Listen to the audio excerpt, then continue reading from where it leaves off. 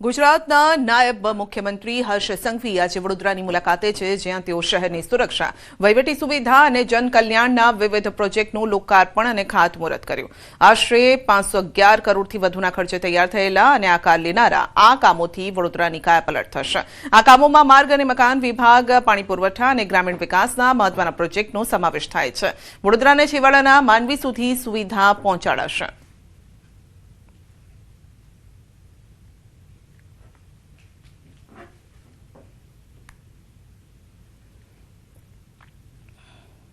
અમદાવાદમાં સાબરમતી રિવરફ્રન્ટ ખાતે રાજ્યકક્ષાના મિલેટ મહોત્સવનો પ્રારંભ થયો છે. નોંધનીય છે કે રાજ્યમાં 2 દિવસ મિલેટ અને પ્રાકૃતિક ફાર્મર માર્કેટની શરૂઆત થઈ છે અને ત્યારે રાજ્ય કેબિનેટ મંત્રી જીતુ વાઘાણીએ અમદાવાદમાં મિલેટ મહોત્સવનો પ્રારંભ કરાવ્યો. મહોત્સવમાં નાગરિકો મિલેટની શુદ્ધ બનાવટોની ખરીદી તથા પૌષ્ટિક વાનગીઓનો સ્વાદ માણી શકે તેવી વ્યવસ્થા કરાઈ છે.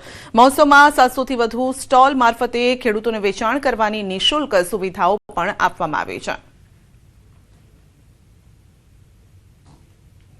આપણા આરોગ્ય માટે આ પ્રકારનો ખોરાક, પ્રાકૃતિક ઉત્પાદન, ફળ ફળાદી, શાકભાજી, અનાજ અને શ્રીઅન્ન આ બધાનો સુમેળ છે. ત્યારે રાસાયણિક ખાતર, જંતુનાશક દવાઓ એમના કારણે આ બધું જ ઉત્પાદનો એ આપણા આરોગ્ય ઉપર ખૂબ મોટી અસરો કરે છે. અલગ અલગ માર્કેટો દ્વારા પણ રાજ્યની સરકાર ભૂપેન્દ્રભાઈના નેતૃત્વની અંદર એ પ્રાપ્ત થાય એનો પ્રયાસ પણ કરી રહી છે.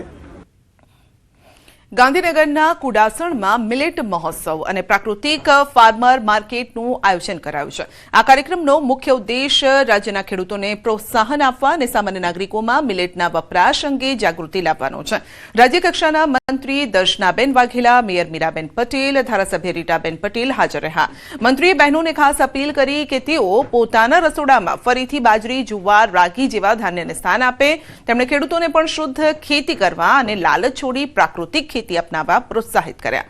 મહાનગરપાલિકાએ આ દિશામાં મોટું પગલું લીધું છે. દુકાનો મિલેટની વસ્તુઓના વેચાણ માટે ફ્રીમાં ફાળવી છે. લોકોએ સાબે સ્ટોલની મુલાકાત લીધી. મિલેટ વર્ષ આપણે કેમ ઉજવવું પડે અથવા તો મિલેટ્સ મહોત્સવ કેમ ઉજવવું પડે? કારણ કે આપણે આ બધા પહેલેનું આપણું ઓલ્ડ ઇઝ ગોલ્ડ છે.